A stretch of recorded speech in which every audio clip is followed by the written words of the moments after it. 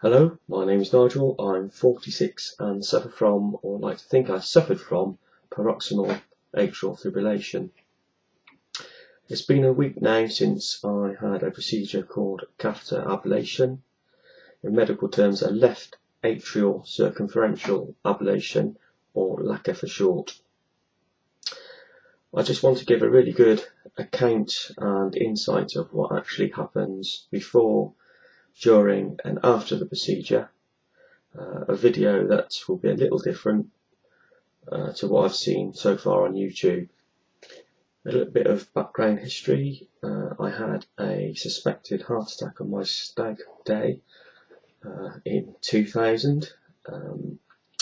During the week I underwent several tests, and during these tests it was picked up that I was suffering from atrial fibrillation, AF. They put me on flecainide, which was quite a high dose, 300 milligrams, and also put me on warfarin just as a precaution. From 2000 I was suffering moderate attacks of AF, but in 2012 the attacks got longer and I began to get a few dizzy spells thrown in. It was almost as if my heart was stopping momentarily. I went to the doctors, who referred me to my cardiologist at Gloucester Royal. There I was given a 7-day ECG monitor, and going back to the cardiologist, he said the results were not good. My heart rhythm was out more than it was in, and he's referred me to the John Radcliffe Hospital in Oxford. Having been referred to the John Radcliffe for the LACA, you have to go and have a meeting with the senior arrhythmia nurse and cardiologist. They delve deeply into your medical history, your lifestyle, and ask many other questions. You also have an ECG and echocardiogram. The meeting went well. I was put on the 3-month waiting list. I was again started on warfarin. You actually only have to go on warfarin for a month before the procedure, but as a precaution against stroke, they wanted me to go on 3 months for the full waiting period. You have to have your blood INL checked quite regularly.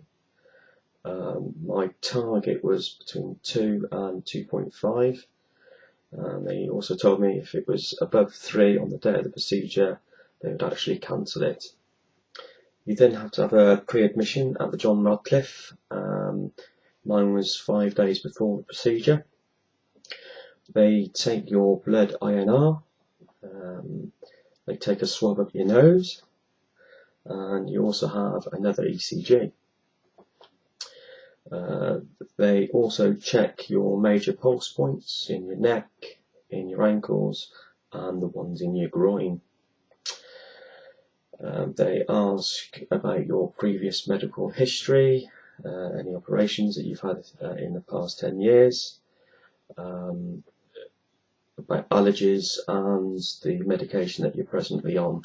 The day of the op, I was feeling a little bit nervous, as to be expected. I arrived at John Radcliffe at 7:30 in the morning and was greeted by my allocated nurse for the day. He took me to my bed, where he invited me to get into the hospital gown. Lovely. At this stage he said I could keep my boxers on. How he knew I had boxers on, I do not know. I was then given a blood test to check my latest INR reading. Once I was settled, I was very quickly visited by the anaesthetist. I was having a general anaesthetic, which I was quite grateful for, as I did not want to be awake for the procedure. He explained everything in great detail to me. He also said that they pump a lot of fluids into your body during the procedure, and if they feel it necessary at the end, they would have to put a bladder catheter up through my penis and drain the bladder. This is because after the operation, as they put the catheters up through your groin, you have to lie flat for at least 4 hours on your back, so you can't get up for a Jimmy Whittle. But this is only in extreme cases that they would do this, and he did explain that to me quite well.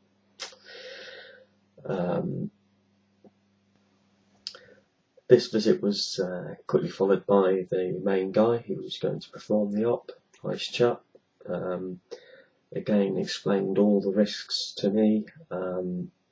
You should by this stage know all the risks that are involved. And he got me to sign the consent form.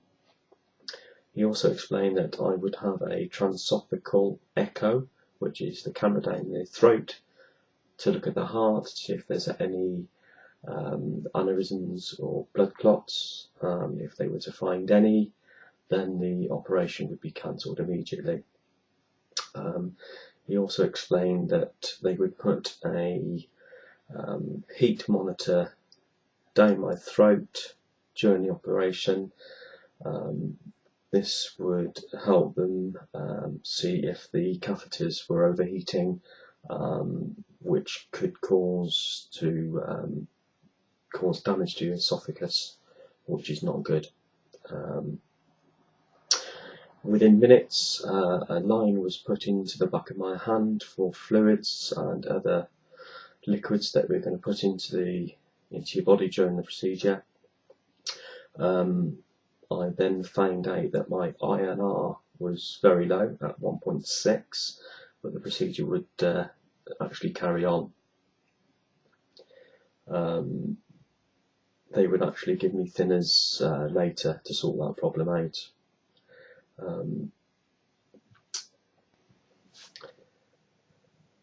3 or 4 staff then surrounded my bed and said it was time for the procedure. I decided it was a good time to force a wee out.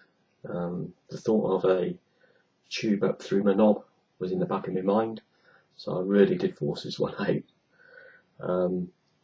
Surprisingly, the EP lab, where the procedure takes place, was just across the hallway. I was met and quite taken aback. How many people were there waiting for me? There must have been about 10 plus. I was then asked to take off my boxers, asked to sit down on the side of the bed, and told to drop the top half of my gown. Different types of plates and patches were placed on my chest and back, and I was forewarned that they would be cold, which they were.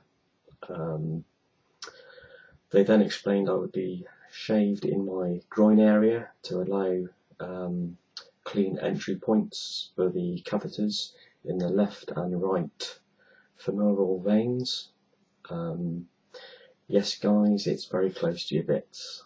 I was actually advised not to shave at home as it was in a more sterile environment in the lab.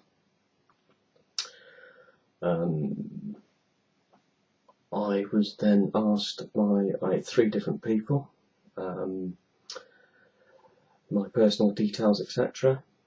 I was then told to lie flat on my back and put my hands by my sides, legs spread apart. I then heard, is everyone ready? Which I heard several replies, yes. Hovering over my head was the anaesthetist, and he said he would start the pre-med, followed by the general. He told me the next time that I saw him would be at the end of the operation.